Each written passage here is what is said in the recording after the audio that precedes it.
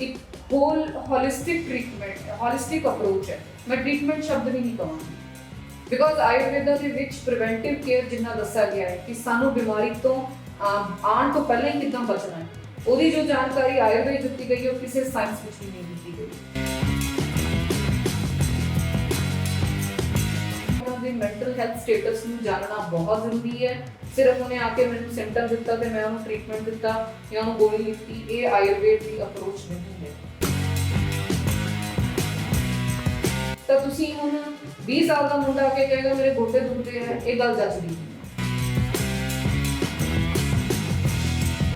Body building blocks ਹੈ, ਤੁਸੀਂ ਉਹਨਾਂ ਨੂੰ ਪ੍ਰੋਟੀਨ ਡਾਈਟ ਦਿਓ, ਉਹਦੇ ਵਿੱਚ ਅਸੀਂ ਉਹਨਾਂ ਨੂੰ ਕਹਿੰਦੇ ਦੁੱਧ ਵਗੈਰਾ ਦਿਓ, ਤੁਸੀਂ ਮਿਲਕ ਦੇ ਪ੍ਰੋਡਕਟਸ ਨੂੰ ਦਿਓ। ਵਿਟਾਮਿਨ ਡੀ ਜਿਹੜਾ ਅੱਜ ਕੱਲ੍ਹ ਚੱਲ ਰਿਹਾ ਜੀ, ਕੈਲਸ਼ੀਅਮ ਬੋਡੀ ਦਾ ਬਣੇਗਾ ਤਾਂ ਗਰੋਇੰਗ ਹਾਈਟਸ ਵੀ ਕਮ ਕਰਦਾ ਹੈ, ਤਾਂ ਸਪਲੀਮੈਂਟਸ ਲੋਕੀ ਆਪ ਹੀ ਖਾਣ ਲੱਗ ਜਾਂਦੇ ਹੈ। ਔਰ ਇਸੇ ਕਰਕੇ ਭਾਰਤ ਸਰਕਾਰ ਵਿੱਚ ਆਯੂਸ਼ ਦਾ ਅਲੱਗ ਤੋਂ ਸਾਡੀ ਮਿਨਿਸਟਰੀ ਬਣੀ ਔਰ ਉਸ ਮਿਨਿਸਟਰੀ ਦੇ ਅੰਡਰ ਸਾਨੂੰ ਜੋ ਕੰਮ ਕਰਨ ਦਾ ਮੌਕਾ ਮਿਲਿਆ, ਅਸੀਂ ਆਪਣੇ ਆਪ ਨੂੰ ਬਹੁਤ ਭਾਗਿਆਸ਼ਾਲੀ ਸਮਝਦੇ ਹਾਂ। ਹੁਣ ਪਿਛਲੇ ਟ੍ਰੈਂਡ ਜਦ ਤੋਂ ਕੋਵਿਡ ਚੱਲਿਆ, 2-3 ਮਹੀਨੇ ਕਿਸੇ ਦੀ ਕੋਈ ਐਕਟੀਵਿਟੀ ਨਹੀਂ ਸੀ, ਸੈਡੈਂਟਰੀ ਲਾਈਫਸਟਾਈਲ ਹੋ ਗਿਆ, ਸਭ ਘਰ ਸੀਗੇ, ਜਾਂ ਖਾ ਲਿਆ ਜਾਂ ਸੋ ਲਿਆ, ਜਾਂ ਚਲੋ ਜਿਸ ਤਰ੍ਹਾਂ ਵੀ ਉਹਨਾਂ ਨੇ ਕੋਸ਼ਿਸ਼ ਕੀਤੀ ਆਪਣੇ ਆਪ ਨੂੰ ਸੰਭਾਲਣ ਦੀ, ਕਿਉਂਕਿ ਮੈਂਟਲੀ ਬਹੁਤ ਜ਼ਿਆਦਾ ਟਫ ਟਾਈਮ ਸੀ ਸਾਰਿਆਂ ਵਾਸਤੇ ਉਸ ਤੋਂ ਬਾਹਰ ਆਉਣਾ। ਮੋਸਟਲੀ ਹੁਣ ਜਿੰਨੇ ਆ ਰਹੇ ਹੈ ਸਬ ਕੋਲੇਸਟ੍ਰੋਲ, ਯੂਰਿਕ ਐਸਿਡ, ਇਸੇ ਦੇ ਹੀ ਪੇਸ਼ੈਂਟਸ ਆ ਰਹੇ ਔਰ ਉਮਰ ਕੀ ਹੈ 30 ਸਾਲ, 32 ਸਾਲ, 34 ਸਾਲ। ਹਾਂਜੀ, ਸਤਿ ਸ਼੍ਰੀ ਅਕਾਲ ਜੀ। ਸਭ ਸਿੰਧੂ ਟੀਵੀ ਦੇਖ ਰਹੇ ਸਾਰੇ ਦਰਸ਼ਕਾਂ ਦਾ ਸਵਾਗਤ ਹੈ। ਮੇਰਾ ਨਾਮ ਰਾਮਦੇਵ। ਸੋ ਸਿਹਤ ਦੇ ਮੁੱਦਿਆਂ ਤੇ ਕੁਝ ਖਾਸ ਗੱਲਬਾਤ ਕਰਨ ਦੇ ਲਈ ਅੱਜ ਅਸੀਂ ਪਹੁੰਚੇ ਹਾਂ ਖਰੜ ਤੇ ਸਾਡੇ ਨਾਲ ਇੱਥੇ ਮੌਜੂਦ ਨੇ ma'am Kritika. So Kritika ma'am Ayurvedic medical officer ਨੇ। ਸੋ ਆਓ ਮੈਮ ਨਾਲ ਕਰਦੇ ਹਾਂ ਕੁਝ ਖਾਸ ਗੱਲਬਾਤ ਤੇ ਜਾਣਦੇ ਹਾਂ ਸਿਹਤ ਦੇ ਬਾਰੇ ਚ। ਸੋ ਮੈਮ ਸਤਿ ਸ਼੍ਰੀ ਅਕਾਲ। ਸਤਿ ਸ਼੍ਰੀ ਅਕਾਲ ਜੀ। ਸੋ ਮੈਮ ਕਿਵੇਂ ਚੱਲ ਰਹੀ ਹੈ? ਬਹੁਤ ਅੱਛੀ ਹੈ, ਈਸ਼ਵਰ ਦੀ ਕਿਰਪਾ ਹੈ। ਤੇ ਮੈਮ ਹੁਣ ਲਾਕਡਾਊਨ ਤੋਂ ਬਾਅਦ ਕੋਵਿਡ ਸਾਡੇ ਜਿਹੜਾ ਆਇਆ ਸੀ ਤੇ ਉਸ ਤੋਂ ਬਾਅਦ ਹੁਣ ਨਿਊ ਨਾਰਮਲ ਇੱਕ ਸਟਾਰਟ ਹੈ ਜੀ। ਤੇ ਇਸ ਦੇ ਵਿੱਚ ਕਿਵੇਂ ਦਾ ਜਿਹੜਾ ਰੂਟੀਨ ਰਿਹਾ, ਕੀ ਆਪਣਾ ਚੇਂਜਸ ਆਏ ਨੇ? ਜਿਸ ਤਰ੍ਹਾਂ ਕੋਵਿਡ ਦੀ ਸਥਿਤੀ ਆਈ ਸੀ, ਜੋ ਕਿ ਸਾਰਿਆਂ ਵਾਸਤੇ ਇੱਕ ਬਹੁਤ ਅਜਿਹੀ ਸਥਿਤੀ ਸੀ ਜਿਸ ਵਾਸਤੇ ਕੋਈ ਵੀ ਪਹਿਲਾਂ ਤੋਂ ਤਿਆਰ ਨਹੀਂ ਸੀ, ਨਾ ਹੀ ਕੋਈ ਜਾਣਦਾ ਸੀ। ਜਿੱਦਾਂ ਸਾਨੂੰ ਪੂਰੇ ਵਿਸ਼ਵ ਤੋਂ ਇਹਦੀਆਂ ਖਬਰਾਂ ਦੇ ਵਿੱਚ ਸਾਇੰਟੀਫਿਕਲੀ WHO ਨੇ ਜਾਣਕਾਰੀ ਦੇਣੀ ਸ਼ੁਰੂ ਕੀਤੀ ਤੇ ਸਾਡੇ ਭਾਰਤ ਸਰਕਾਰ ਦੇ ਵਿੱਚ ਵੀ ਵਿਗਿਆਨਿਕਾਂ ਨੇ ਆਪਣੇ ਆਧਾਰ ਦੇ ਉੱਤੇ ਉਹਨੂੰ ਖੋਜਣ ਦੀ ਕੋਸ਼ਿਸ਼ ਕੀਤੀ, ਤਾਂ ਨਵੀਆਂ ਉਹਦੇ ਵਾਸਤੇ ਚੀਜ਼ਾਂ ਸੁਣਨ ਨੂੰ ਮਿਲੀਆਂ, ਦੇਖਣ ਨੂੰ ਮਿਲੀਆਂ। ਉਹਦੇ ਵਾਇਰਸ ਦੀ ਕਿਸ ਤਰ੍ਹਾਂ ਦੀ ਨੇਚਰ ਹੈ, ਉਹਦੇ ਪ੍ਰਤੀ ਸਾਨੂੰ ਕੀ ਸਾਵਧਾਨੀਆਂ ਯੂਜ਼ ਕਰਨੀਆਂ, ਕਿਸ ਤਰ੍ਹਾਂ ਅਸੀਂ ਸੇਫਟੀ ਮੈਜਰਸ ਇਸਤੇਮਾਲ ਕਰਨੇ, ਉਹ ਸਾਰਿਆਂ ਦੀ ਜਾਣਕਾਰੀ ਉਹਨਾਂ ਨੇ ਸਮੇਂ-ਸਮੇਂ ਤੇ ਸਭ ਨੂੰ ਦਿੱਤੀ, ਜਿਹਦੇ ਵਿੱਚ ਕਿ ਸਾਨੂੰ ਸਾਡੇ ਆਯੂਸ਼ ਮੰਤਰਾਲੇ ਵੱਲੋਂ, ਕਿਉਂਕਿ ਅਸੀਂ ਆਯੂਸ਼ ਵਿਭਾਗ ਦੇ ਆਯੁਰਵੇਦਾ ਡਿਪਾਰਟਮੈਂਟ ਆਫ ਆਯੁਰਵੇਦਾ ਪੰਜਾਬ ਦੇ ਨਾਲ ਆ, ਤਾਂ ਸਾਨੂੰ ਆਯੂਸ਼ ਵਿਭਾਗ ਤੋਂ ਐਡਵਾਈਜ਼ਰੀ ਜੋ ਇਸ਼ੂ ਹੋਈ, ਉਸ ਹਿਦਾਇਤਾਂ ਨੂੰ ਪਾਲਣਾ ਕਰਦੇ ਹੋਏ ਅਸੀਂ ਖੁਦ ਡਿਸਪੈਂਸਰੀ ਲੈਵਲ ਤੇ ਸਾਰਿਆਂ ਨੂੰ ਜਨ ਤੱਕ ਅਸੀਂ ਅਲੱਗ-ਅਲੱਗ ਮਾਧਿਅਮ ਆਨਲਾਈਨ ਟ੍ਰੇਨਿੰਗ ਦੇ ਥਰੂ ਕੋਵਿਡ ਨੂੰ ਅਸੀਂ ਲੋਕਾਂ ਨੂੰ ਜਾਗਰੂਕ ਕਰਨ ਵਾਸਤੇ ਅਲੱਗ-ਅਲੱਗ ਟ੍ਰੇਨਿੰਗ ਸੈਸ਼ਨਸ ਲਿੱਤੇ ਹੈ, ਜਿਹਦੇ ਵਿੱਚ ਅਸੀਂ ਆਮ ਜਨਤਾ ਨਾਲ ਜੁੜਨ ਦੀ ਕੋਸ਼ਿਸ਼ ਕੀਤੀ ਹੈ। ਕਿਉਂਕਿ ਸਾਨੂੰ ਭਾਰਤ ਸਰਕਾਰ ਵੱਲੋਂ ਮਾਸਟਰ ਟ੍ਰੇਨਿੰਗ ਦਿੱਤੀ ਗਈ ਹੈ ਕੋਵਿਡ ਦੇ ਉੱਤੇ ਭਾਰਤ ਸਰਕਾਰ ਵੱਲੋਂ, ਤੇ ਹਰੇਕ ਜ਼ਿਲ੍ਹੇ ਵਿੱਚ ਇੱਕ master trainer, nodal officer Covid training ਦਾ, ਉਹਨੇ ਅੱਗੇ ਸਭ ਨੂੰ ਕੋਵਿਡ ਟ੍ਰੇਨਿੰਗ ਆਨਲਾਈਨ ਦਿੱਤੀ, ਜਿਹਦੇ ਵਿੱਚ ਲੋਕਾਂ ਨੂੰ ਜਾਗਰੂਕ ਕੀਤਾ ਗਿਆ ਕਿ ਸਾਨੂੰ ਕੀ ਸੇਫਟੀ ਮੈਜਰਸ ਲੈਣੇ ਹੈ, ਪਲੱਸ ਆਯੂਸ਼ ਵੱਲੋਂ ਅਸੀਂ ਕੀ ਇਹਦੇ ਵਿੱਚ ਆਪਣਾ ਯੋਗਦਾਨ ਦੇ ਸਕਦੇ ਹਾਂ।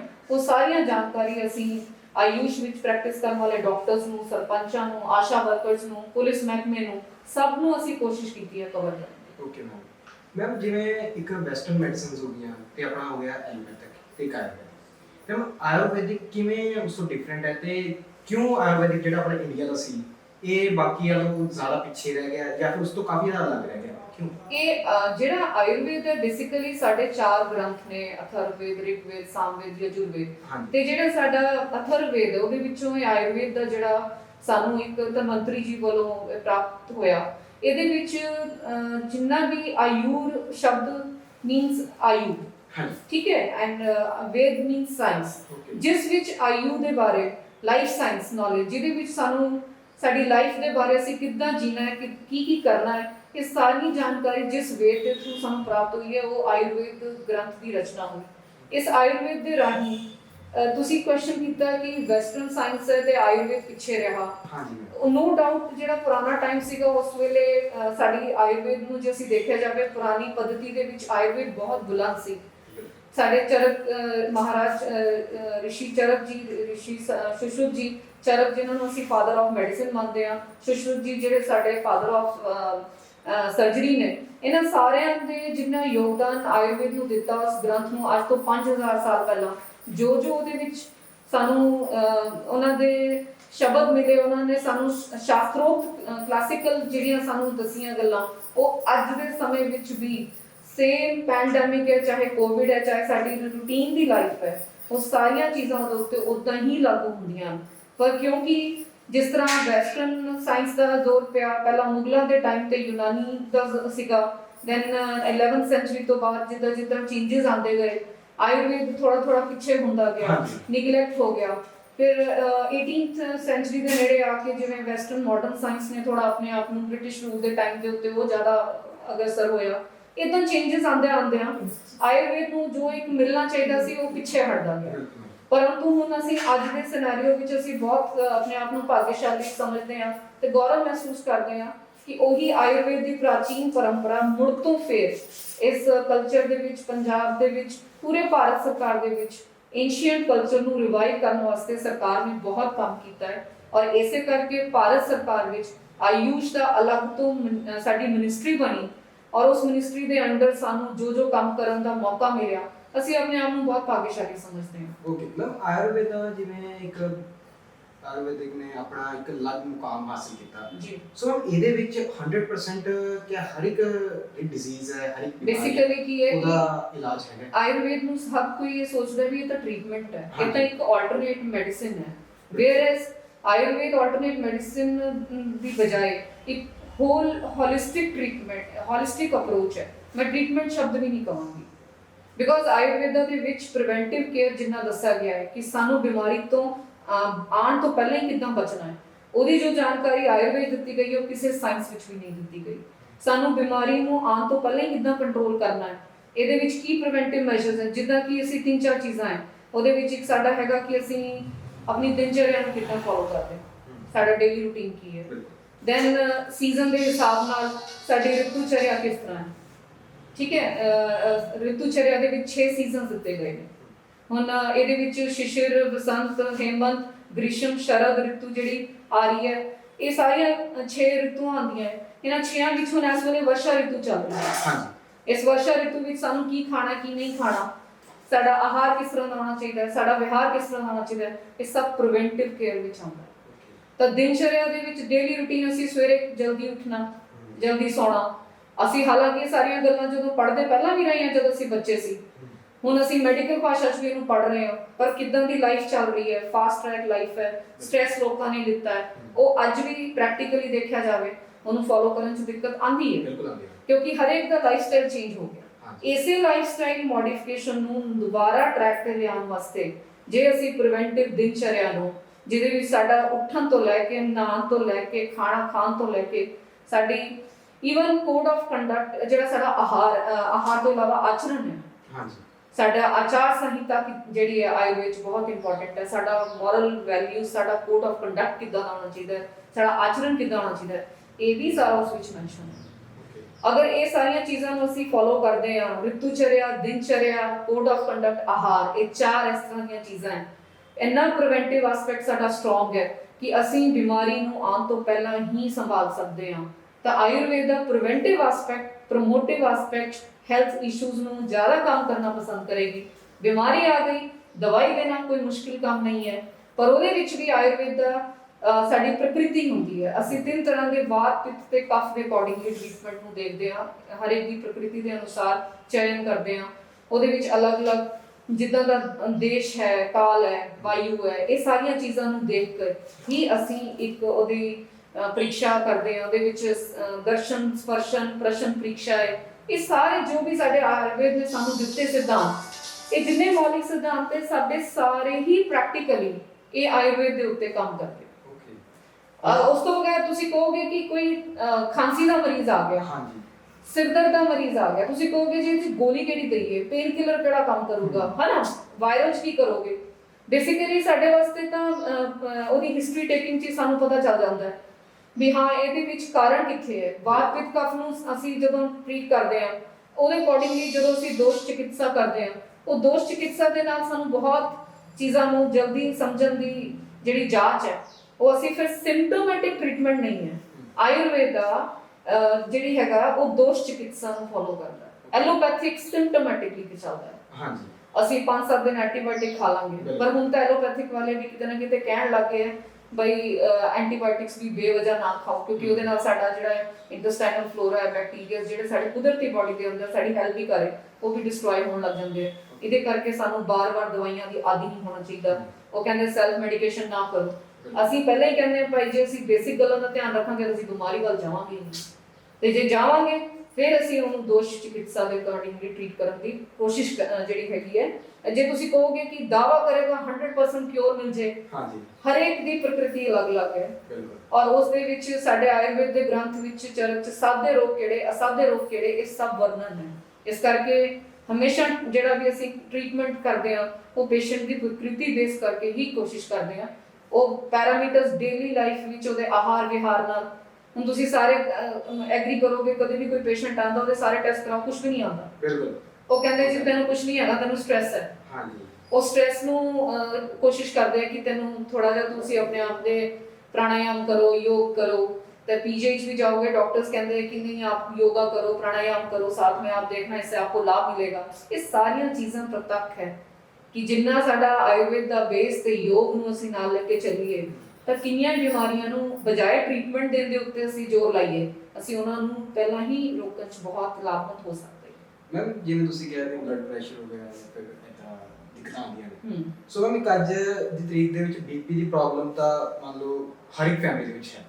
ਸੋ ਮੈਮ ਜੇ ਅਸੀਂ ਕਿਸੇ ਡਾਕਟਰ ਕੋਲ ਜਾਂਦੇ ਹਾਂ ਤਾਂ ਉਹ ਕੀ ਕਰਦੇ ਨੇ, ਇੱਕ ਗੋਲੀ ਲਾ ਦਿੰਦੇ ਨੇ, ਟੈਬਲੇਟ ਇੱਕ ਦੇ ਦਿੰਦੇ ਨੇ ਕਿ ਹਾਂ ਤੁਸੀਂ ਇਹ ਸਵੇਰ ਸ਼ਾਮ ਜਾਂ ਫਿਰ ਹਫਤੇ 'ਚ ਇੱਕ ਵਾਰੀ ਖਾਣੀ ਹੀ ਖਾਣੀ ਹੈ। ਬਟ ਆਯੁਰਵੈਦਿਕ ਇਸ ਦੇ ਉੱਤੇ ਕਿੱਦਾਂ ਡੀਲ ਕਰਦਾ?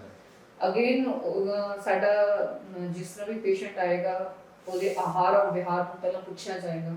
ਹਾਂਜੀ ਉਹਦੀ ਪ੍ਰਕਿਰਤੀ ਦੇ ਹਿਸਾਬ ਨਾਲ ਦੇਖਿਆ ਜਾਂਦਾ ਕਿ ਫੈਮਿਲੀ ਹਿਸਟਰੀ ਇੱਕ ਜੈਨੇਟਿਕ ਕਾਜ਼ ਹੈ, ਸਟ੍ਰੈਸ ਤਾਂ ਨਹੀਂ ਹੈ। ਓਕੇ, ਉਹਦਾ ਲਾਈਫਸਟਾਈਲ ਕਿਸ ਤਰ੍ਹਾਂ ਦਾ, ਸੈਡੈਂਟਰੀ ਲਾਈਫਸਟਾਈਲ, ਉਹਦੀ ਮੋਡੀਫਿਕੇਸ਼ਨਸ ਕਰ ਸਕਦੇ ਹਾਂ। ਉਹਨੂੰ ਕੀ ਖਾਣਾ ਕੀ ਨਹੀਂ ਖਾਣਾ ਉਹਦੀ ਪ੍ਰਕਿਰਤੀ ਦੇ ਬੇਸ ਦੇ ਹਿਸਾਬ ਨਾਲ ਉਹਦੀ ਕਰੈਕਸ਼ਨ ਕੀਤੀ ਜਾਏਗੀ। ਟ੍ਰੀਟਮੈਂਟ ਟੈਬਲੇਟ ਤਾਂ ਲਾਸਟ ਹੈ। ਹੁਣ ਦੂਸਰੀ ਗੱਲ, ਪੇਸ਼ੈਂਟ ਕਹਿੰਦਾ ਜੀ ਮੈਂ 10 ਸਾਲ ਤੋਂ ਐਲੋਪੈਥਿਕ ਦਵਾਈ ਖਾ ਰਿਹਾ, ਇਹਨੂੰ ਮੇਰੀ ਹਟਾ ਦਿਓ, ਤਾਂ ਅਸੀਂ ਉਹਨੂੰ ਇਹ ਗਾਈਡ ਕਰਦੇ ਹਾਂ ਕਿ ਬਜਾਏ ਇੱਕਦਮ ਤੁਸੀਂ ਉਸ ਤੋਂ ਵਿਡਰਾਅਲ ਵਿੱਚ ਆਉਂਦੇ ਹੋ, ਤੁਸੀਂ ਕੁਝ ਮੋਡੀਫਿਕੇਸ਼ਨਸ ਇੱਦਾਂ ਦੀਆਂ ਕਰੋ। ਇਹਨਾਂ ਮੋਡੀਫਿਕੇਸ਼ਨਸ ਨੂੰ ਅਸੀਂ ਆਯੁਰਵੇਦ 'ਚ ਪਰਿਚਰਿਆ ਕਹਿੰਦੇ ਹਾਂ। ਪਰਿਚਰਿਆ ਮੀਨਸ ਦਿਨਚਰਿਆ ਨੂੰ ਚੇਂਜ ਕਰ ਲਓ ਆਪਣੇ, ਤੁਸੀਂ ਮੌਸਮ ਦੇ ਹਿਸਾਬ ਨਾਲ ਰਿਤੂਚਰਿਆ, ਵਰਸ਼ਾ ਰਿਤੂ ਹੈ ਤਾਂ ਇਸ ਮੌਸਮ ਦੇ ਵਿੱਚ ਜੇ ਠੰਡੀਆਂ ਚੀਜ਼ਾਂ ਬਹੁਤ ਜ਼ਿਆਦਾ ਖਾ ਰਹੇ ਹਾਂ, ਹਾਂਜੀ ਅਸੀਂ ਪਾਣੀ ਨੂੰ ਗਰਮ ਕਰਕੇ ਨਹੀਂ ਪੀ ਰਹੇ ਹਾਂ, ਅਸੀਂ ਉਹਨੂੰ ਬੋਇਲ ਨਹੀਂ ਕੀਤਾ, ਅਸੀਂ ਨਹਾਉਣ ਵਾਸਤੇ ਵੀ ਬਹੁਤ ਠੰਡਾ, ਅਸੀਂ ਸ਼ੇਕਸ ਬਹੁਤ ਪੀ ਰਹੇ ਹਾਂ, ਮਿੱਠੀਆਂ ਚੀਜ਼ਾਂ ਬਹੁਤ ਜ਼ਿਆਦਾ ਇਸ ਮੌਸਮ 'ਚ ਖਾ ਰਹੇ ਹਾਂ, ਐਲਕੋਹਲ ਬੇਸਡ ਪ੍ਰੈਪਰੇਸ਼ਨਸ ਲੈ ਰਹੇ ਹਾਂ, ਅਸੀਂ ਦਿਨ ਵਿੱਚ ਸੌਂ ਰਹੇ ਹਾਂ, ਇਹ ਸਭ ਸਾਡੀ ਬਾਡੀ ਦੇ ਅਗੇਂਸਟ ਹੈ ਇਸ ਮੌਸਮ 'ਚ। ਇਹ ਸਾਡੀ ਵਰਸ਼ਾ ਰਿਤੂ ਦੇ ਵਿੱਚ ਵਾਯੂ ਪ੍ਰਧਾਨ ਇਸ ਵੇਲੇ ਦੋਸ਼ ਆ ਰਿਹਾ, ਵਾਯੂ ਵਧਣ ਲੱਗ ਜੂਗੀ। ਇਸੇ ਮੌਸਮ 'ਚ ਤੁਹਾਨੂੰ ਪੇਸ਼ੈਂਟਸ ਆਣਗੇ ਜੋੜ ਦੁਖ ਰਿਹਾ, ਸਟਿਫਨੈਸ ਹੋ ਰਹੀ ਹੈ, ਉਹ ਕਹੇਗਾ ਮੇਰੀ ਬਾਡੀ 'ਚ ਅਕੜੇਵਾ ਹੈ, ਮੈਂ ਇੱਕ ਵਾਰ ਸੌਂਦਾ ਮੈਨੂੰ ਉੱਠਣ 'ਚ ਬੜੀ ਤਕਲੀਫ ਹੁੰਦੀ ਹੈ। ਇਹ ਸਾਡੇ ਆਯੁਰਵੇਦ ਨੇ ਇੰਨੇ ਸੁੰਦਰ ਤਰੀਕੇ ਨਾਲ ਹਰੇਕ ਰਿਤੂ ਨੂੰ ਦੱਸਿਆ ਹੈ। ਇਸ ਮੌਸਮ ਦੇ ਵਿੱਚ ਵਰਸ਼ਾ ਦੇ ਵਿੱਚ ਵਾਤ ਵੱਧ ਰਹੀ ਹੈ ਔਰ ਜਿਹੜੀ ਸਾਡਾ ਅੱਗੇ ਮੌਸਮ ਆਉਣ ਵਾਲਾ ਹੈ ਇਹ 15 ਜੁਲਾਈ ਤੋਂ 15 ਸਤੰਬਰ ਤੱਕ ਵਰਸ਼ਾ ਰਿਤੂ ਹੈ। ਇਸ ਵਿੱਚ ਜਿਹਨੇ ਨਹੀਂ ਧਿਆਨ ਦਿੱਤਾ ਉਹ ਆਪਣੀ ਬਾਡੀ ਦੇ ਵਿੱਚ ਵਾਯੂ ਉਹਦੇ ਡਿਸਟਰਬ ਕਰੇਗਾ, ਤੇ ਜਿਹਦੀ ਪਹਿਲਾਂ ਹੀ ਪ੍ਰਕਿਰਤੀ 'ਚ ਵਾਤਾਵਰਨ ਬਹੁਤ ਜ਼ਿਆਦਾ ਹੈ ਉਹਦੇ ਅਕੋਰਡਿੰਗਲੀ ਡਿਜ਼ੀਜ਼ ਜਾਂ ਰੋਗ ਉਤਪੰਨ ਸਿੰਪਟਮਸ ਆਣਗੇ। ਹੁਣ ਬੀਪੀ ਦੀ ਜਿੱਥੇ ਤੱਕ ਗੱਲ ਹੈ, ਰਕਤਗਤ ਵਾਤ ਹੈ, ਅਸੀਂ ਉਹਨੂੰ ਕਹਿੰਦੇ ਹਾਂ ਭਾਈ ਤੁਸੀਂ ਖਾਣੇ ਪੀਣੇ ਵਿੱਚ ਕਿਹੜੀਆਂ ਚੇਂਜਸ ਲਿਆਉਣੀਆਂ। ਕੀ ਪਤਾ ਉਹਨਾਂ ਦੇ ਵਿਵਹਾਰ 'ਚ ਹੀ ਬਹੁਤ ਗੁੱਸਾ ਹੈ, ਆਕਰੋਸ਼ ਹੈ, ਸਟ੍ਰੈਸ ਬਹੁਤ ਹੈ, ਤਾਂ ਉਹ ਇੱਕਦਮ ਹੀ ਆਪਣੇ ਆਪ ਨੂੰ ਬਹੁਤ ਇੰਬੈਲੈਂਸ ਕਰ ਲੈਂਦੇ ਆ। ਤੇ ਤੁਸੀਂ ਹੁਣ ਤਾਂ ਰੀਸੈਂਟ ਦਿੱਲੀ ਦੇ ਵੱਡੇ ਵੱਡੇ ਹਸਪਤਾਲਾਂ ਨੇ ਬੀਪੀ ਦੇ ਮਰੀਜ਼ਾਂ ਨੂੰ ਨਾਲ ਜਦ ਯੋਗ ਪ੍ਰਾਣਾਯਾਮ ਕਰਵਾਇਆ, ਬੀਪੀ ਨਾਰਮਲ ਹੋਣ ਲੱਗ ਗਿਆ। ਦਵਾਈਆਂ ਉਹੀ ਸੀ ਲੇਕਿਨ ਉਹਨਾਂ ਨੂੰ ਉੱਥੇ ਹੀ ਰਿਜ਼ਲਟ ਮਿਲ ਗਿਆ। ਤਾਂ ਇਹ ਪ੍ਰੀਵੈਂਟਿਵ ਹੈ।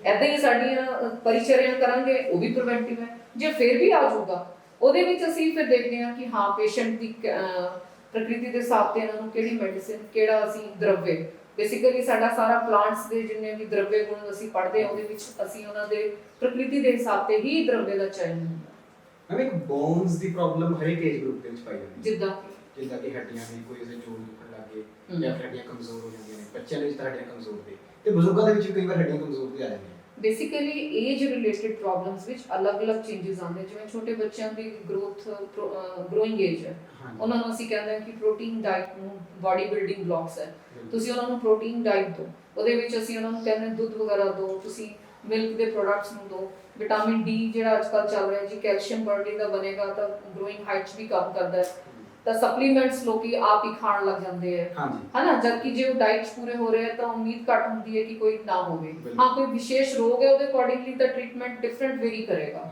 ਪਰ ਜਿਹੜੀ ਜਨਰਲ ਇੱਕ ਟੈਂਡੈਂਸੀ ਹੈ, ਹੁਣ ਜਿਵੇਂ ਮੇਰੇ ਕੋਲ ਪੇਸ਼ੈਂਟਸ ਆਉਂਦੇ ਹੈ 12-15 ਸਾਲ ਦੇ ਬੱਚੇ ਹੈ, ਕੁੜੀਆਂ ਐਡੋਲੈਸੈਂਟ ਹੈਲਥ ਵਿੱਚ ਹੈ, ਜੇ ਉਹਨਾਂ ਨੂੰ ਪੁੱਛੋ ਨਾ ਦੁੱਧ ਲੈਂਦੇ, ਨਾ ਦਹੀਂ ਲੈਂਦੇ, ਨਾ ਪਨੀਰ ਲੈਂਦੇ, ਉਹਨਾਂ ਨੂੰ ਦੁੱਧ ਦੇ ਪ੍ਰੋਡਕਟਸ ਤੋਂ ਬਹੁਤ ਗੁਰੇਜ਼ ਹੈ, ਜਦੋਂ ਉਹ ਲੈ ਹੀ ਨਹੀਂ ਰਹੇ ਹੈ ਤਾਂ ਇੱਕ ਬਾਡੀ ਦਾ ਜਿਹੜਾ ਇੱਕ ਨੈਚੁਰਲ ਕੈਲਸ਼ੀਅਮ ਬਣਾ ਰਿਹਾ ਹੈ, ਉਹਨੇ ਇੱਕ ਏਜ ਤੱਕ ਕੰਮ ਕਰਨਾ, ਉਸ ਤੋਂ ਬਾਅਦ ਜਦੋਂ ਉਹਨੇ ਡਿਕਲਾਈਨ ਹੋਣਾ ਹੈ, ਉਸ ਤੋਂ ਬਾਅਦ ਉਹਨਾਂ ਦੀ ਬਾਡੀ 'ਚ ਕੈਲਸ਼ੀਅਮ ਦੀ ਕਮੀ ਆਉਣ ਲੱਗ ਜਾਏਗੀ, ਫਿਰ ਉਹਨਾਂ ਦੀ ਹੱਡੀਆਂ 'ਚ ਆਸਟੀਓਪੋਰੋਸਿਸ ਜਿਵੇਂ ਚੇਂਜਸ ਆ ਜਾਣਗੇ, ਤਾਂ ਤੁਸੀਂ ਹੁਣ 20 ਸਾਲ ਦਾ ਮੁੰਡਾ ਆ ਕੇ ਕਹੇਗਾ ਮੇਰੇ ਗੋਡੇ ਦੁਖਦੇ ਹੈ, ਇਹ ਗੱਲ ਜੱਚਦੀ ਨਹੀਂ ਹੈ, ਲੇਕਿਨ ਇਹਦੇ ਵਿੱਚ ਅਸੀਂ ਇਹ ਵੀ ਦੇਖਣਾ ਹੈ ਕਿ ਉਹਦੇ ਨਾਲ ਰਿਲੇਟਡ ਕੋਈ ਸਪੋਰਟਸ ਐਕਟੀਵਿਟੀ ਤਾਂ ਨਹੀਂ ਹੈ, ਕੋਈ ਇੰਜਰੀ ਰਿਲੇਟਡ ਤਾਂ ਨਹੀਂ ਹੈ, ਕੋਈ ਪੋਸਚਰ ਰਿਲੇਟਡ ਤਾਂ ਨਹੀਂ ਹੈ, ਅੱਜ ਕੱਲ੍ਹ ਬੱਚੇ ਜਦੋਂ ਬਹਿੰਦੇ ਆ ਤਾਂ ਸਪਾਈਨ ਸਿੱਧੀ ਨਹੀਂ ਕਰਦੇ, ਉਹ ਝੁਕਦੇ ਹੈ, ਉਹਨਾਂ ਦੀ ਸਟੂਪ ਸ਼ੋਲਡਰਸ ਬਾਡੀ, ਅਸੀਂ ਉਹਨੂੰ ਕਹਿੰਦੇ ਆਪਣਾ ਪੋਸਚਰ ਇਰੈਕਟ ਕਰੋ, ਕਿੰਨੀਆਂ ਹੀ ਚੀਜ਼ਾਂ ਕਾਊਂਟ ਹੁੰਦੀਆਂ, ਇਸ ਕਰਕੇ ਜੇ ਤੁਸੀਂ ਕਹੋਗੇ ਕਿ ਆਪਣੀ ਬਾਡੀ ਦੀ ਈਸ਼ਵਰ ਨੇ ਜਿਹੜੀ ਸਾਨੂੰ ਬਣਤਰ ਦਿੱਤੀ ਹੈ, ਸਾਨੂੰ ਈਸ਼ਵਰ ਨੇ ਇਹਨਾਂ ਸਪਾਈਨ ਦੇ ਵਿੱਚ ਕਰਵਸ ਨੈਚੁਰਲ ਦਿੱਤੇ ਹੈ ਨਾ, ਇਹਨਾਂ ਨੂੰ ਅਸੀਂ ਮੇਨਟੇਨ ਕਰਨਾ,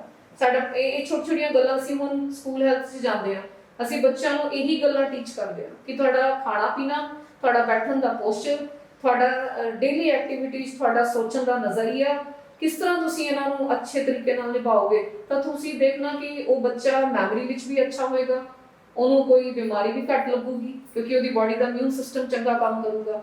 ਹੁਣ ਤੁਸੀਂ ਅਗਰ 40-45 ਵਿੱਚ ਆ ਜਾਓਗੇ, ਫੀਮੇਲਸ ਵਿੱਚ ਹਾਰਮੋਨ ਚੇਂਜਸ ਹੈ, ਕੈਲਸ਼ੀਅਮ ਦੀ ਚੇਂਜਸ ਆਉਣ ਲੱਗ ਜਾਂਦੇ ਹਨ। ਹੁਣ ਥਾਇਰਾਇਡ ਦੇ ਪੇਸ਼ੈਂਟ ਸਾਨੂੰ ਹਰ ਤੀਸਰਾ ਚੌਥਾ ਪੇਸ਼ੈਂਟ ਮਿਲਦਾ ਹੈ, ਥਾਇਰਾਇਡ ਦੇ ਨਾਲ ਕੈਲਸ਼ੀਅਮ ਦਾ ਚੇਂਜਸ ਆਣੇ ਹੀ ਆਣੇ ਹੈ, ਤੇ ਉਹਦੇ ਵਿੱਚ ਵੀ ਸਾਨੂੰ ਮੋਨੀਟਰਿੰਗ ਨਾਲ ਦੇਖਣੀ ਪੈਂਦੀ ਹੈ ਕਿ ਇਹਦੀ ਰਿਕੁਆਇਰਮੈਂਟ ਕਿਸ ਤਰ੍ਹਾਂ ਹੈ। ਬਟ ਜਿਵੇਂ ਮੈਂ ਦੇਖਿਆ ਜਿੱਦਾਂ ਹੀ 50-55 ਦੀ ਉਮਰ ਆਈ, ਉਹ ਡਾਕਟਰ ਨੇ ਕਹਿਤਾ ਸੀ ਜੀ ਕੈਲਸ਼ੀਅਮ ਖਾ ਲੈਣਾ, ਡਾਕਟਰ ਕੋਲ ਦੁਬਾਰਾ ਵੀ ਜਾਂਦੇ ਨਹੀਂ ਹੈ, 2-3 ਸਾਲ ਤੋਂ ਲਗਾਤਾਰ ਕੈਲਸ਼ੀਅਮ ਖਾਈ ਜਾ ਰਹੇ ਆ।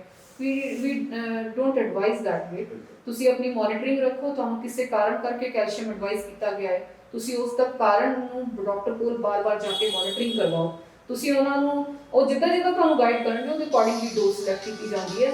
ਵੀ ਕਾਂਟ ਆਪਣੀ ਮਰਜ਼ੀ ਨਾਲ ਹੀ ਅਸੀਂ ਸੈਲਫ ਮੈਡੀਕੇਸ਼ਨ, ਖਾਲੀ ਪੇਟ ਗੈਸ ਦੀ ਗੋਲੀਆਂ ਇੱਕ ਵਾਰ ਡਾਕਟਰ ਨੇ ਲਿਖੀ, ਉਹਨੂੰ 3-3 4-4 ਸਾਲ ਪੇਸ਼ੈਂਟ ਨਹੀਂ ਛੱਡਦਾ, ਫਿਰ ਸਾਈਡ ਇਫੈਕਟਸ ਸ਼ੁਰੂ ਹੋ ਜਾਂਦੇ ਨੇ ਜਾਂ ਬਾਡੀ ਰੈਜ਼ਿਸਟੈਂਟ ਹੋ ਜਾਂਦੀ, ਕੰਮ ਨਹੀਂ ਕਰੇਗਾ। ਤਾਂ ਏਜ ਰਿਲੇਟਡ ਬਜ਼ੁਰਗ ਹੈ, ਉਹਨਾਂ ਨੂੰ ਜੋੜਾਂ ਦੇ ਵਿੱਚ ਚੇਂਜਸ ਆਣਗੇ ਬਿਕੋਜ਼ ਆਬਵੀਅਸਲੀ ਉਹਨਾਂ ਦੀ ਡੀਜਨਰੇਟਿਵ ਚੇਂਜਸ ਹੈ, ਬਾਡੀ ਦੇ ਅੰਦਰ ਜੁਆਇੰਟਸ ਦੇ ਅੰਦਰ ਚੇਂਜਸ ਹੈ, ਉਹ ਪੇਨ ਜਿਹੜੀ ਆਏਗੀ ਉਹਨੂੰ ਅਸੀਂ ਤਾਂ ਹੀ ਇਹ ਸਾਰੀਆਂ ਚੀਜ਼ਾਂ ਬਾਰ-ਬਾਰ ਉਸੇ ਪੁਆਇੰਟ ਤੇ ਆਣਾ ਹੈ ਕਿ ਆਯੁਰਵੇਦ ਦੇ ਰਾਹੀਂ ਅਸੀਂ ਉਹਨਾਂ ਦੇ ਏਜ ਦੇ ਹਿਸਾਬ ਨਾਲ, ਉਹਨਾਂ ਦੀ ਜਿਹੜੀ ਹੈਗੀ ਹੈ ਬਾਡੀ ਦਾ ਪ੍ਰਕਿਰਤੀ ਦੇ ਹਿਸਾਬ ਨਾਲ ਅਸੀਂ ਇਹ ਤੈਅ ਕਰਦੇ ਹਾਂ ਵੀ ਹਾਂਜੀ ਇਹ ਕੁਦਰਤੀ ਚੇਂਜ ਹੈ ਜਾਂ ਇਹਨਾਂ ਨੇ ਆਪਣੀ ਲਾਈਫ ਸਟਾਈਲ ਨੂੰ ਖਰਾਬ ਕਰਨ ਕਰਕੇ ਚੇਂਜ ਆ ਗਿਆ ਅਚਾਨਕ।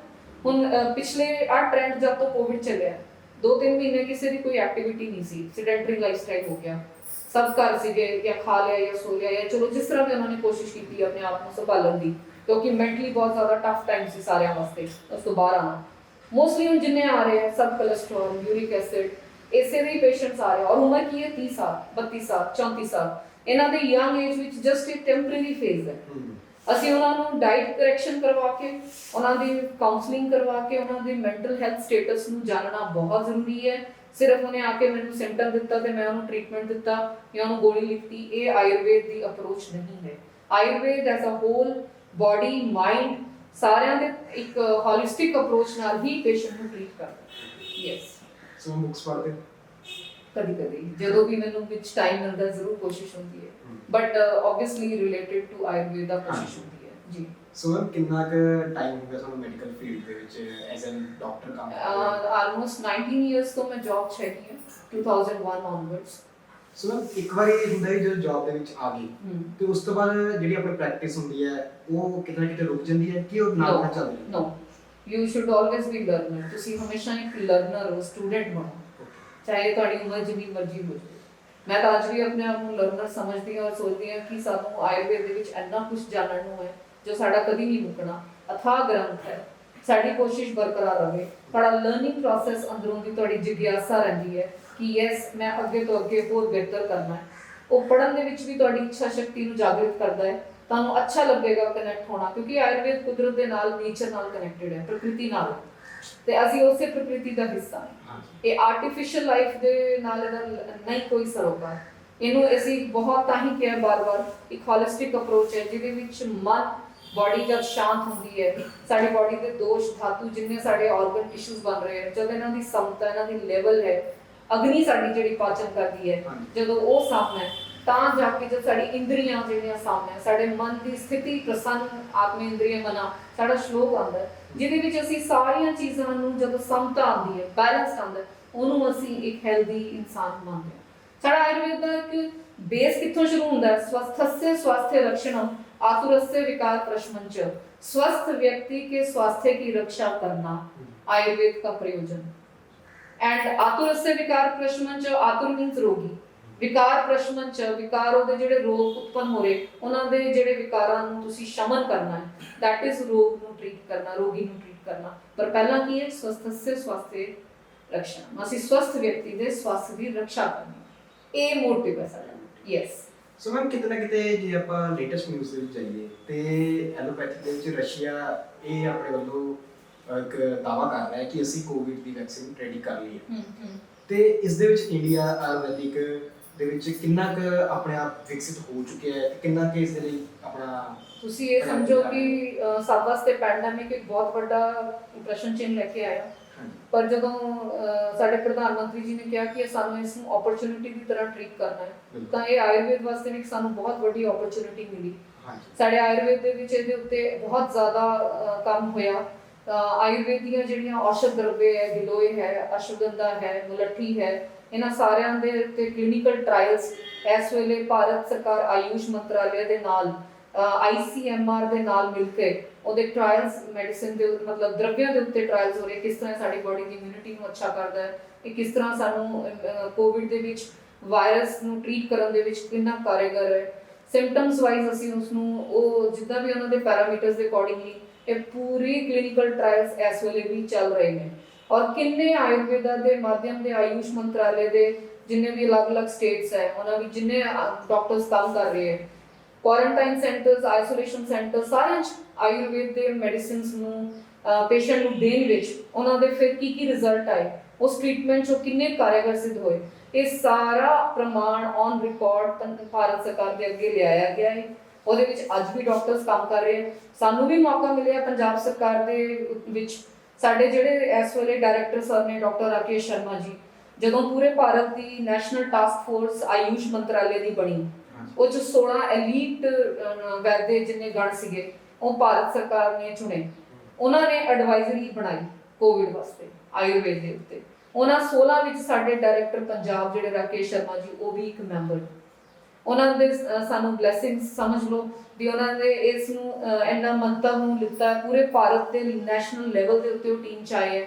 ਫਿਰ ਇਹ ਜਿਹੜੀ ਐਡਵਾਈਜ਼ਰੀ ਬਣਾਈ ਗਈ ਹੈ, ਇਹ ਐਡਵਾਈਜ਼ਰੀ ਫਿਲਹਾਲ ਪੰਜਾਬ ਸਰਕਾਰ 'ਚ ਸਾਡੇ ਜਿਹੜੇ ਮੰਤਰੀ ਸਾਹਿਬ ਹੈ ਬਲਬੀਰ ਸਿੰਘ ਸਿੱਧੂ ਜੀ, ਉਹਨਾਂ ਨੇ ਸਾਰੇ ਏਰੀਆ ਦੇ ਵਿੱਚ ਉਹਨਾਂ ਨੂੰ ਜਨ ਤੱਕ ਬਿਲਕੁਲ ਗਰਾਊਂਡ ਗ੍ਰਾਸ ਰੂਟ ਲੈਵਲ ਤੱਕ ਉਹਨੂੰ ਐਡਵਰਟਾਈਜ਼ ਕਰਕੇ ਉਹਨੂੰ ਪ੍ਰਿੰਟਿੰਗ ਵਿੱਚ ਪਾ ਕੇ ਹਰੇਕ ਥਾਂ ਤੇ ਆਯੁਰਵੇਦ ਦੀ ਐਡਵਾਈਜ਼ਰੀ ਨੂੰ ਪ੍ਰਕਾਸ਼ਿਤ ਕੀਤਾ ਹੈ, ਪਬਲਿਸ਼ ਕੀਤਾ ਹੈ। ਅਸੀਂ ਹਰ ਇੱਕ ਮੈਸੇਜ ਆਪਣੀ, ਜਿੱਦਾਂ ਤੁਹਾਨੂੰ ਦੱਸਿਆ ਮੈਂ ਆਨਲਾਈਨ ਟ੍ਰੇਨਿੰਗ ਦੇ ਥਰੂ ਅਸੀਂ ਦੇ ਰਹੇ ਐਡਵਾਈਜ਼ਰੀ। ਅਸੀਂ ਉੱਦਾਂ ਤਾਂ ਹੁਣ ਕਮਿਊਨਿਟੀ 'ਚ ਜਾ ਨਹੀਂ ਸਕਦੇ ਸੀ ਕੋਵਿਡ ਕਰਕੇ, ਅਸੀਂ ਲੋਕਾਂ ਨਾਲ ਕਨੈਕਟ ਨਹੀਂ ਹੋ ਸਕਦੇ ਸੀ, ਪਰ ਇਮਿਊਨਿਟੀ ਬੂਸਟਰ ਮੈਡੀਸਿਨਸ ਪੰਜਾਬ ਸਰਕਾਰ ਨੇ ਸਪਲਾਈ ਕੀਤੀ ਹੈ। ਉਸ ਸਪਲਾਈ ਨੂੰ ਅਸੀਂ ਅਲੱਗ-ਅਲੱਗ ਏਰੀਆ ਵਿੱਚ, ਪੁਲਿਸ ਸਟੇਸ਼ਨਸ ਵਿੱਚ, ਪ੍ਰੈਸ ਕਲੱਬ ਵਿੱਚ, ਮਿਊਨਿਸਪਲ ਕਾਰਪੋਰੇਸ਼ਨ ਦੇ ਵਿੱਚ, ਮਿਊਨਿਸਪਲ ਕਮੇਟੀ ਦੇ ਦਫ਼ਤਰਾਂ 'ਚ, ਜਿੱਥੇ-ਜਿੱਥੇ ਸਾਨੂੰ ਡਿਮਾਂਡ ਆਈ, ਜਿਹੜੇ ਕਹਿੰਦੇ ਸੀ ਸਾਨੂੰ ਇਮਿਊਨਿਟੀ ਵਾਸਤੇ ਮੈਡੀਸਿਨ ਦਿਓ, ਅਸੀਂ ਉੱਥੇ ਪ੍ਰੋਪਰ ਆਪਣਾ ਆਯੁਰਵੇਦ ਦੇ ਡਾਕਟਰਸ ਸਾਡੇ ਜਿਹੜੇ ਨਾਲ ਟੀਮ ਬਣਾ ਕੇ ਅਸੀਂ ਉਹਨਾਂ ਨੂੰ ਉਹਨਾਂ ਦੀ ਹਿਸਟਰੀ ਦੇ ਹਿਸਾਬ ਨਾਲ ਉਹ ਇਮਿਊਨਿਟੀ ਬੂਸਟਰ ਮੈਡੀਸਿਨਸ ਨੂੰ ਅਸੀਂ ਉਹਨਾਂ ਨੂੰ ਦਿੱਤਾ ਹੈ। ਔਰ ਸਾਨੂੰ ਬਹੁਤ ਅੱਛਾ ਲੱਗਿਆ ਕਿ ਓਵਰਆਲ ਇਹਦਾ ਬਹੁਤ ਸਾਨੂੰ ਮਤਲਬ ਪੋਜ਼ਿਟਿਵ ਰਿਜ਼ਲਟ ਆਇਆ ਤੇ ਸਾਨੂੰ ਇਹਦੀ ਵੱਧਦੀ ਹੋਈ ਮੰਗ ਦੇ ਲੋਕਾਂ ਨੇ ਸਾਨੂੰ ਹੋਰ ਜੁੜਨ ਦੀ ਕੋਸ਼ਿਸ਼ ਕੀਤੀ ਹੈ ਸਰਕਾਰੀ ਅਦਾਰਿਆਂ ਤੋਂ। ਸਭ ਤੋਂ ਵੱਡੀ ਗੱਲ ਹੈ ਸਾਡੇ ਡੀਸੀ ਸਾਹਿਬ ਜਿਹੜਾ ਪ੍ਰਸ਼ਾਸਨ ਹੈ ਉਹਨਾਂ ਨੇ ਸਾਨੂੰ ਬਹੁਤ ਇਸ ਇਨਕਰੇਜ ਕੀਤਾ ਔਰ ਪੂਰੇ ਡੀਸੀ ਆਫਿਸ ਤੋਂ ਲੈ ਕੇ ਸਾਰਿਆਂ ਨੂੰ ਅਸੀਂ ਇਹ ਮੈਡੀਸਿਨਸ ਇਮਿਊਨਿਟੀ ਬੂਸਟਰ ਡਰਾਈਵ ਨੂੰ ਦਿੰਦਿਆਂ ਹੋਇਆਂ ਅਸੀਂ ਕੋਸ਼ਿਸ਼ ਹਰ ਥਾਂ ਕੀਤੀ ਜਿੱਥੋਂ ਸਾਨੂੰ ਸਰਕਾਰੀ ਅਦਾਰੇ ਤੋਂ ਲਿਸਟ ਆ ਜਾਂਦੀ ਸੀ ਅਸੀਂ ਉਹਨਾਂ ਨੂੰ ਇਮਿਊਨਿਟੀ ਬੂਸਟਰ ਮੈਡੀਸਿਨਸ ਪ੍ਰੋਵਾਈਡ ਕੀਤੀਆਂ। ਤੇ ਉਸ ਐਡਵਾਈਜ਼ਰੀ ਦੇ ਵਿੱਚ ਜਿਵੇਂ ਕਿ ਅੱਜ ਕੱਲ੍ਹ ਹੈ ਗਰਮ ਪਾਣੀ ਪੀਣਾ, ਇਹ ਸਾਡੀ ਇਮਿਊਨ ਸਿਸਟਮ ਨੂੰ ਇੰਪਰੂਵ ਕਰਦਾ ਥੋੜਾ ਥੋੜਾ। ਹਾਂ, ਜਿਹਨੂੰ ਪਹਿਲਾਂ ਹੀ ਐਸਿਡਿਟੀ ਹੈ, ਪਿੱਤ ਵੱਧਦਾ, ਉਹ ਤੇਜ਼ ਗਰਮ ਪਾਣੀ ਨਾ ਪੀਵੇ। ਸੈਕਿੰਡ, ਜਿੱਦਾਂ ਨਾ ਸਾਡਾ ਅਣੂ ਤੇਲ ਆਉਂਦਾ ਹੈ, ਜਾਂ ਤੁਸੀਂ ਸਿੰਪਲ ਬਦਾਮ ਰੋਗਨ ਦਾ ਤੇਲ ਹੈ, ਪ੍ਰਤੀਮਰਸ਼ ਨਸੇ ਡੇਲੀ ਨੱਕ ਵਿੱਚ ਰਾਤ ਨੂੰ ਸੌਣ ਤੋਂ ਪਹਿਲਾਂ ਇੱਕ ਡ੍ਰੌਪ ਪਾ ਸਕਦੇ ਹੋ। ਸੌਣ ਤੋਂ ਪਹਿਲਾਂ ਜਿਵੇਂ ਹਲਦੀ ਦੇ ਗਾਰਗਲਸ ਤੁਸੀਂ ਕਰ ਸਕਦੇ ਹੋ, ਜਾਂ ਫਿਰ ਜਿਹੜਾ ਸਟੀਮ ਲੈਣੀ ਹੈ ਤਾਂ ਉਹਦੇ ਵਿੱਚ ਪੁਦੀਨੇ ਦੇ ਪੱਤੇ ਪਾ ਕੇ ਜਾਂ ਹਲਦੀ ਪਾ ਕੇ ਅਸੀਂ ਸਟੀਮ ਲੈ ਸਕਦੇ ਹਾਂ। ਨਾਰੀਅਲ ਦੇ ਤੇਲ 1 ਚਮਚ ਨੂੰ ਮੂੰਹ 'ਚ ਪਾ ਕੇ ਉਹਨੂੰ ਜਸਟ ਘੁਮਾਓ, ਜਰਾ ਜੀ ਲਾਰ ਬਣਦੀ ਹੈ, ਜਿਵੇਂ ਆਪਾਂ ਇੱਕ ਸਵਿਸ਼ ਓਲੀਏਸ਼ਨ ਹੋ ਜਾਂਦੀ ਹੈ, ਉਹਨੂੰ ਫਿਰ ਆਪਾਂ ਸਪਿਟ ਆਊਟ ਕਰ ਦਿੰਦੇ ਹਾਂ। ਐਂਡ ਦੈਨ ਕੋਸੇ ਪਾਣੀ ਗੁੰਗਰੇ ਨਾਲ ਅਸੀਂ ਇਹ ਓਲੀਏਸ਼ਨ ਨਾਲ ਸਾਡੀ ਅੰਦਰ ਦੀ ਜਿਹੜੀ ਸਾਡੀ ਮਿਊਕੋਜ਼ਲ ਲਾਈਨਿੰਗ ਪਰਤ ਹੈ ਉਹ 'ਚ ਡਰਾਈਨੈਸ ਦੀ ਬਜਾਏ ਸੌਫਟਨੈਸ ਆਉਂਦੀ ਹੈ, ਵਾਇਰਸ ਨਾਲ ਪ੍ਰੀਵੈਂਟਿਵ ਹੁੰਦੀ ਹੈ, ਵੀ ਸਾਨੂੰ ਬਚਣ। ਪੁਰਾਣੇ ਬਜ਼ੁਰਗ ਨੱਕ 'ਚ ਤੁੰਨੀ ਵਿੱਚ ਸਾਰੇ ਬੁੱਧਾ ਸਭ ਕਿਤੇ ਤੇਲ ਲਾਉਂਦੇ ਸੀ ਸਰਸੋਂ ਦਾ। ਇਹ ਓਲੀਏਸ਼ਨ ਸਾਡੀ ਪ੍ਰਕਿਰਤੀ ਵਿੱਚ ਵਾਯੂ ਨੂੰ ਬਹੁਤ ਪ੍ਰੋਟੈਕਟ ਕਰਦੀ ਹੈ। ਤੇ ਇਹ ਛੋਟੀਆਂ ਛੋਟੀਆਂ ਗਾਈਡਲਾਈਨਸ ਭਾਰਤ ਸਰਕਾਰ, 골ਡਨ ਮਿਲਕ, ਹਲਦੀ ਵਾਲਾ ਦੁੱਧ, ਹਾਂ ਪ੍ਰਕਿਰਤੀ ਦੇ ਹਿਸਾਬ ਨਾਲ ਹਲਦੀ ਕਿੰਨੀ ਲੈਣੀ ਹੈ, ਗਿਲੋਏ ਕਿੰਨੀ ਲੈਣੀ ਹੈ, ਇਹ ਮਾਤਰਾਵਾਂ ਸਾਡੇ ਆਯੁਰਵੇਦਾ ਮੈਡੀਕਲ ਆਫਿਸਰ ਜਿੱਥੇ ਜਿੱਥੇ ਬੈਠੇ ਆ ਉਹ ਸੰਪਰਕ ਉਹਨਾਂ ਨੂੰ ਕਰਕੇ ਪੁੱਛ ਸਕਦੇ ਆ। ਹੁਣ ਸਾਡਾ ਆਯੂਸ਼ ਕੁਆਥ ਭਾਰਤ ਸਰਕਾਰ ਵੱਲੋਂ ਜਿਹੜਾ ਬਹੁਤ ਆਇਆ, ਔਰ ਸਭ ਨੇ ਇਹਦੇ 'ਚ ਵੱਧ ਚੜ੍ਹ ਕੇ ਸਭ ਨੇ ਇਹਦੇ ਯੋਗਦਾਨ ਦਿੱਤਾ। ਔਰ ਅਸੀਂ ਵੀ ਇੱਥੇ ਡਿਸਪੈਂਸਰੀ ਦੇ ਵਿੱਚ ਇੱਕ ਦਿਨ ਰੂਟੀਨ ਫਿਕਸ ਕੀਤਾ ਸੀ। ਇੱਥੇ ਐਡਵਰਟਾਈਜ਼ਮੈਂਟ ਨਹੀਂ ਕਰ ਸਕਦੇ ਸੀ, ਅਸੀਂ ਇੱਥੇ ਕੈਂਪ ਨਹੀਂ ਲਾ ਸਕਦੇ ਸੀ ਕੋਵਿਡ ਕਰਕੇ, ਪਰ ਜੋ ਰੂਟੀਨ ਚੌਪੜੀ ਆਈ ਉਹਨਾਂ ਨੂੰ ਕਿਹਾ ਵੀ ਅਸੀਂ ਇੱਕ ਦਿਨ ਤੁਹਾਨੂੰ ਆਯੂਸ਼ ਕੁਆਥ ਜ਼ਰੂਰ ਦੇਣਾ। ਨਾਲ ਸੰਸ਼ਮਨੀ ਵਟੀ ਜਿਹਦੇ 'ਚ ਗਿਲੋਏ ਹੈ ਉਹ ਅਸੀਂ ਇੱਥੇ ਫ੍ਰੀ ਦਿੱਤਾ।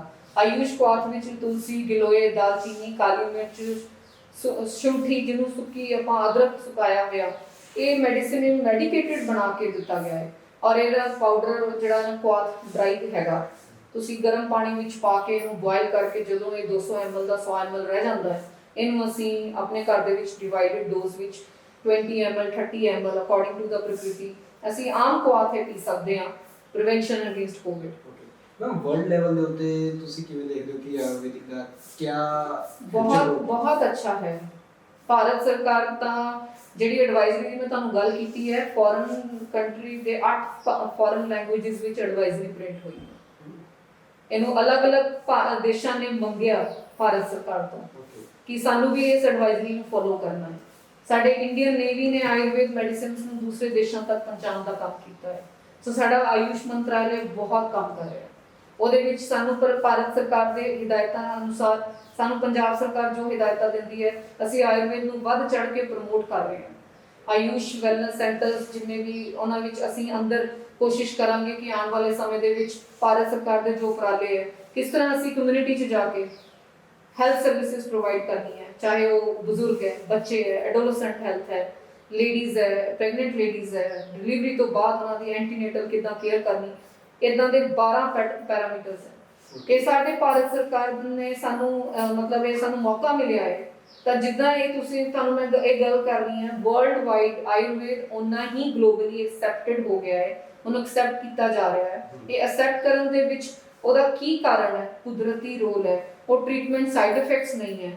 ਐਂਡ ਉਸ ਨੂੰ ਸਮਝਣ ਦੀ ਇੱਕ ਨਜ਼ਰੀਏ ਦੇ ਨਾਲ ਉਹਨੂੰ ਬਜਾਏ ਤੁਸੀਂ ਕਹੋ ਕਿ ਹਾਂਜੀ ਇੱਕ ਰੋਗ ਆਇਆ ਤੇ ਮੈਨੂੰ ਗੋਲੀ ਦੇ ਦਿਓ, ਇਹ ਟ੍ਰੀਟਮੈਂਟ ਨਹੀਂ ਹੈ। ਮੈਂ ਬਾਰ-ਬਾਰ ਇਹੀ ਕਹਿੰਦੀ ਹਾਂ, Ayurveda is not treatment, no, it is an approach, collective approach, holistic approach। ਅਸੀਂ ਇਹਦੇ ਵਿੱਚ ਸਾਰਾ ਕੁਝ ਨਜ਼ਰੀਆ ਸਾਡਾ ਇੰਪੋਰਟੈਂਟ ਹੈ, rather than just ਕਿ ਰੋਗ ਆਇਆ ਤੇ ਗੋਲੀ ਦਿੱਤੀ। this is not ayurveda।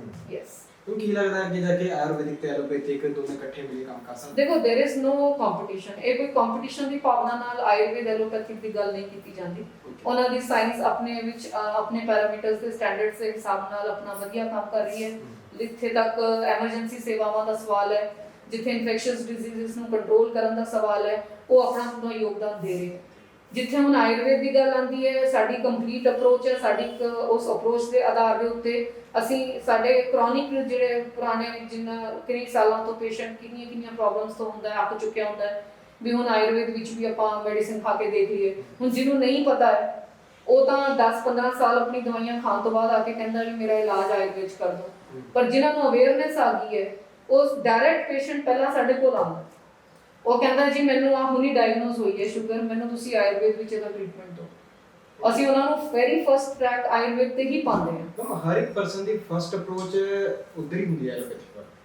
ਕਿਉਂਕਿ ਆਯੁਰਵੇਦ ਵੱਲ ਤਾਂ ਜੇ ਕੋਈ ਸੁਜੈਸਟ ਕਰਦੇ ਜਾਂ ਫਿਰ ਕੋਈ ਦੱਸਦੇ ਤਾਂ ਆ ਸਕਦਾ ਹੈ, ਤੇ ਨਹੀਂ ਫਸਟ ਅਪਰੋਚ ਉੱਧਰ ਹੀ ਹੈ। ਨਹੀਂ ਐਦਾਂ ਹੈ ਕਿ ਲੋਕਾਂ 'ਚ ਅਵੇਅਰਨੈਸ ਨਹੀਂ ਸੀ ਪਹਿਲਾਂ, ਹਾਂਜੀ ਕਿਉਂਕਿ ਸਾਡੇ ਸਿਵਲ ਹਸਪੀਟਲ ਸਾਡੇ ਨੇੜੇ ਹੈ, ਜਿੰਨੀਆਂ ਸਾਨੂੰ ਐਮਰਜੈਂਸੀ ਸੇਵਾਵਾਂ ਨੇੜੇ ਹੈ, ਤਾਂ ਡੈਫੀਨਿਟਲੀ ਪੇਸ਼ੈਂਟ ਦਾ ਰੁਝਾਨ ਜਿਹੜਾ ਸੀ ਉਧਰ ਹੀ ਸੀ। ਹਾਂਜੀ ਉੱਧਰ ਹੀ ਪਰ ਹੁਣ ਜਦੋਂ ਪਤਾ ਲੱਗਿਆ ਵੀ ਮੈਡੀਸਿਨਸ ਕਿੰਨੀ ਦੇਰ ਤੱਕ ਖਾਵਾਂਗੇ, ਬਿਲਕੁਲ ਕਿੰਨੇ ਸਾਈਡ ਇਫੈਕਟਸ ਨੇ, ਜਾਂ ਉਹਨਾਂ ਨੂੰ ਸਮਝ ਨਹੀਂ ਆਉਂਦੀ ਕਿ ਡਾਇਗਨੋਸ ਨਹੀਂ ਹੋ ਰਿਹਾ, ਟ੍ਰੀਟਮੈਂਟ ਸਿਰਫ ਸਿੰਪਟਮ ਵਾਈਜ਼ ਟ੍ਰੀਟਮੈਂਟ ਹੈ ਕਿ ਐਲਰਜੀ ਹੈ ਤਾਂ ਗੋਲੀ ਖਾ ਲਓ, ਬੁਖਾਰ ਹੈ ਤੇ ਖਾ ਲਓ।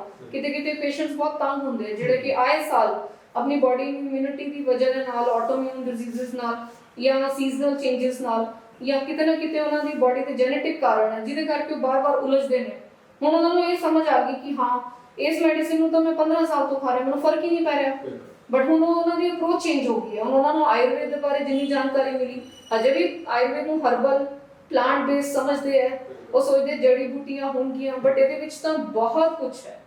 ਮੈਂ ਦਰਵੇ ਚਿਕਿਤਸਾ ਅਸੀਂ ਜ਼ਰੂਰ ਕਰਦੇ ਹਾਂ, ਜਿੱਥੇ ਸਾਨੂੰ ਜ਼ਰੂਰਤ ਪੈਂਦੀ ਹੈ ਅਸੀਂ ਦਰਵੇ ਚਿਕਿਤਸਾ ਵੀ ਦਿੰਦੇ ਹਾਂ, ਬਟ ਸਭ ਤੋਂ ਜ਼ਿਆਦਾ ਇੰਪੋਰਟੈਂਟ ਹੈਗਾ ਜਿੱਥੇ ਅਸੀਂ ਮਰੀਜ਼ ਦੇ ਨਾਲ ਉਹਨੂੰ ਐਜ਼ ਅ ਹੋਲ ਕਨੈਕਟ ਕਰੀਏ। ਮੇਰੇ ਕੋਲ ਕਿੰਨੇ ਪੇਸ਼ੈਂਟਸ ਹੈ ਜਿਨ੍ਹਾਂ ਨੂੰ ਮੈਂ ਦੇਖਦੀ ਹਾਂ ਕਿ ਦਵਾਈ ਦੀ ਲੋੜ ਨਹੀਂ ਹੈ, ਜਸਟ ਇੱਕ ਉਹਨਾਂ ਦੇ ਮੈਂਟਲ ਹੈਲਥ ਸਟੇਟਸ ਦੇ ਚੇਂਜਸ ਕਰਕੇ ਉਹਨਾਂ 'ਚ ਇੰਨੀਆਂ ਜ਼ਿਆਦਾ ਪ੍ਰਕਿਰਤੀ ਵਿੱਚ ਉਹ ਬਦਲਾਅ ਆ ਜਾਂਦਾ ਹੈ, ਮਾਨਸਿਕ ਸ਼ਕਤੀ ਵਿੱਚ ਬਦਲਾਅ ਆਉਂਦਾ ਹੈ, ਉਹਦੇ ਵਿੱਚ ਹੀ ਉਹਨਾਂ ਨੂੰ ਲੱਗਦਾ ਹੈ ਮੈਨੂੰ ਇਹ ਬਿਮਾਰੀ ਹੋ ਗਈ, ਮੈਨੂੰ ਇਹ ਹੋ ਗਈ। ਜਸਟ ਇੱਕ ਉਹਨਾਂ ਦੀ ਉਸ ਗੱਲ ਨੂੰ ਸਮਝਣ ਤੇ ਸੁਣਨ ਤੇ ਉਹਨਾਂ ਨੂੰ ਕਾਉਂਸਲਿੰਗ ਨਾਲ ਹੀ ਟ੍ਰੀਟਮੈਂਟ ਓਵਰ ਹੋ ਜਾਂਦਾ ਹੈ, ਕੋਈ ਗੋਲੀ ਵੀ ਨਹੀਂ ਦੇਣੀ ਪੈਂਦੀ। ਡਿਪੈਂਡ ਕਰਦਾ। Yes, so we can't take hard and fast rule for that. No. So ma'am ਜਾਣੇ ਸਾਡੇ ਦਰਸ਼ਕਾਂ ਨੂੰ ਤੁਸੀਂ ਕੀ ਐਡਵਾਈਸ ਦੇਣਾ ਚਾਹੋਗੇ ਕਿ ਹੈਲਥ ਦੇ ਰਿਲੇਟਡ ਕਿਵੇਂ ਉਹ ਹੋਰ ਅੱਛੀ ਰੱਖ ਸਕਦੇ ਹਨ? ਜੇ ਆਯੁਰਵੇਦ ਦੀ ਭਾਸ਼ਾ ਵਿੱਚ ਹੈ ਤਾਂ ਆਯੁਰਵੇਦ ਵਿੱਚ ਸਭ ਤੋਂ ਪਹਿਲਾਂ ਇਹ ਕਿ ਅਸੀਂ ਆਪਣੇ ਸਵਾਸਥ ਦੀ ਰੱਖਿਆ ਕਰਨੀ ਹੈ। ਸਵਾਸਥ ਦੀ ਰੱਖਿਆ ਕਰਨ ਵਾਸਤੇ ਅਸੀਂ ਆਪਣੇ ਡੇਲੀ ਰੂਟੀਨ ਨੂੰ ਅੱਛਾ ਬਣਾਈਏ, ਕੋਸ਼ਿਸ਼ ਅਭਿਆਸ ਕਰੀਏ ਕਿ ਅਸੀਂ ਆਪਣੇ ਮਨ ਨੂੰ, ਆਪਣੀ ਬਾਡੀ ਨੂੰ, ਆਪਣੇ ਸਰੀਰਕ ਤੇ ਮਾਨਸਿਕ ਬਲ ਦੇ ਸੰਤੁਲਨ ਨੂੰ ਬਰਕਰਾਰ ਰੱਖਣਾ ਹੈ। ਤੇ ਜਿੱਦਾਂ ਇਹਨਾਂ ਦੇ ਨਾਲ ਨਾਲ ਜਿਵੇਂ ਹੁਣ WHO ਕਹਿੰਦਾ ਹੈ ਕਿ ਫਿਜ਼ੀਕਲ, ਮੈਂਟਲ, ਸੋਸ਼ਲ ਵੈਲਬੀਇੰਗ ਦੇ ਨਾਲ ਨਾਲ ਸਪਿਰਿਚੁਅਲ ਵੈਲਬੀਇੰਗ ਅੱਛੀ ਹੋਣੀ ਚਾਹੀਦੀ ਹੈ। ਤਾਂ ਸਾਨੂੰ ਉਹ ਅਧਿਆਤਮਿਕ ਸਰੂਪ ਦੇ ਵਿੱਚ ਹਮੇਸ਼ਾ ਆਪਣੇ ਆਪ ਨੂੰ, ਅਵਸਥਾ ਨੂੰ ਕੋਸ਼ਿਸ਼ ਕਰਨੀ ਹੈ ਕਿ ਜੋ ਅਸੀਂ ਹਰ ਰੋਜ਼ ਕੰਮ ਕਰ ਰਹੇ ਹਾਂ ਅਸੀਂ ਉਸ ਕੁਦਰਤ ਦੇ ਨਿਮਿਤ ਹਮੇਸ਼ਾ ਉਹਦੇ ਹਿੱਤ ਵਿੱਚ ਕੰਮ ਕਰ ਰਹੇ ਹਾਂ। ਔਰ ਇਸ ਵਿੱਚ ਜਦੋਂ ਭਾਵਨਾ ਸਾਡੀ ਸਰਵਸ਼੍ਰੇਸ਼ਟ ਰਹਿੰਦੀ ਹੈ, ਅਸੀਂ ਜਿਸ ਸੰਸਕਾਰ ਨੂੰ ਬਾਰ-ਬਾਰ ਰਿਪੀਟ ਕਰਦੇ ਹਾਂ ਉਹੀ ਸਾਡਾ ਸਰੂਪ ਬਣਦਾ ਹੈ, ਉਹੀ ਸਾਨੂੰ ਫਿਰ ਹੈਲਥ ਨੂੰ ਅਟੇਨ ਕਰਨ ਵਿੱਚ ਮਦਦਗਾਰ ਹੋਏਗਾ। ਜਿੰਨੀ ਸਾਡੀ ਸਕਾਰਾਤਮਕ ਅਪਰੋਚ ਰਹੇਗੀ ਉਹ ਸਾਨੂੰ ਹਮੇਸ਼ਾ ਇੱਕ ਪੋਜ਼ਿਟਿਵਿਟੀ ਦੇਗੀ, ਕੁਦਰਤ ਸਾਨੂੰ ਪੋਜ਼ਿਟਿਵ એનર્ਜੀ ਦੇਗਾ, ਤਾਂ ਸਾਨੂੰ ਰੋਗ ਉਨੇ ਹੀ ਘੱਟ ਹੋਣਗੇ। Because your health, mental wellbeing ਦੇ ਵਿੱਚ ਤੁਹਾਡੀ ਮੈਂਟਲ ਇਮਿਊਨਿਟੀ ਜਿਹੜੀ ਹੈ ਦੈਟ ਇਜ਼ ਵੈਰੀ ਇੰਪੋਰਟੈਂਟ। ਤੇ ਜੇ ਫਿਜ਼ੀਕਲ ਇਮਿਊਨਿਟੀ ਤਾਂ ਅਸੀਂ ਦਵਾਈਆਂ ਨਾਲ ਪੂਰੀ ਕਰਾਂਗੇ, ਜਾਂ ਅਸੀਂ ਆਪਣੇ ਆਪ ਨੂੰ ਕੋਸ਼ਿਸ਼ ਕਰਦੇ ਹਾਂ ਕਿ ਅਸੀਂ ਬਚਾਅ ਕਰੀਏ। ਜਿੱਥੇ ਮੈਂਟਲ ਇਮਿਊਨ ਸਿਸਟਮ ਨੂੰ ਅੱਛਾ ਬਿਲਡ ਅਪ ਕਰਨਾ ਹੈ, ਉਹਦੇ ਵਾਸਤੇ ਸਾਡਾ ਪੋਜ਼ਿਟਿਵਿਟੀ ਕਿੰਨੀ ਹੈ, ਸਾਨੂੰ ਹਰ ਕਿਤੇ ਸਾਨੂੰ ਕਿੰਨਾ ਆਸ਼ਾਵਾਦੀ ਨਜ਼ਰੀਆ ਹੈ, ਜਦੋਂ ਉਹ ਅਪਰੋਚ ਨਾਲ ਸੰਮਿਲਿਤ ਹੋਊਗੀ ਡੈਫੀਨਿਟਲੀ ਅਸੀਂ ਬਿਮਾਰ ਘੱਟ ਹੋਵਾਂਗੇ। ਤਾਂ ਮੈਸੇਜ ਇਹ ਹੈ ਵੀ ਸਭ ਅੱਛੇ ਰਹਿਣ, ਸੁਰੱਖਿਅਤ ਰਹਿਣ। ਅੱਜ ਦੇ ਸਮੇਂ ਦੇ ਵਿੱਚ ਕੋਵਿਡ ਹੈਗਾ ਤਾਂ ਉਹਦੀ ਜੋ ਸੇਫਟੀ ਮੈਜਰਸ ਨੂੰ ਅਪਣਾਉਣ। ਜਿਵੇਂ ਅਨਲੌਕ ਹੋ ਗਿਆ, ਸਭ ਰੂਟੀਨ ਚੱਲ ਪਿਆ, ਦੁਨੀਆ ਫਿਰ ਉੱਥੇ ਹੀ ਵਾਪਸ ਆ ਰਹੀ ਹੈ। ਜੇ ਅਸੀਂ distance, hand wash, respiratory hygiene, ਜਿਹੜੀਆਂ ਸਾਨੂੰ ਮਾਸਕ ਮੈਨੇਜਮੈਂਟ, ਇਹ 4 ਗੱਲਾਂ ਸਮਝਾਈਆਂ, ਇਹਨਾਂ ਨੂੰ ਅਸੀਂ ਅਗਰ ਪੂਰਾ ਫੋਲੋ ਕਰਾਂਗੇ ਤਾਂ ਉਮੀਦ ਕਰਦੇ ਹਾਂ ਕਿ ਅਸੀਂ ਆਪਣਾ ਵੀ ਬਚਾਅ ਕਰਾਂਗੇ, ਆਪਣੇ ਪਰਿਵਾਰ ਦਾ ਵੀ ਬਚਾਅ ਕਰਾਂਗੇ। Thank you. Thank you. So ਇਹ ਸੀ ਕਿ ਅਸੀਂ ਮੈਮ ਨਾਲ ਗੱਲਬਾਤ ਕੀਤੀ ਹੈਲਥ ਦੇ ਰਿਲੇਟਡ। ਸੋ ਤੁਸੀਂ ਜੇ ਤੁਹਾਨੂੰ ਸਾਡੀ ਇਹ ਗੱਲਬਾਤ ਅੱਛੀ ਲੱਗੀ ਤਾਂ ਸਬ ਸਿੰਧੂ ਚੈਨਲ ਨੂੰ ਸਬਸਕ੍ਰਾਈਬ ਕਰੋ ਤੇ ਸਬਸਕ੍ਰਾਈਬ ਕਰੋ।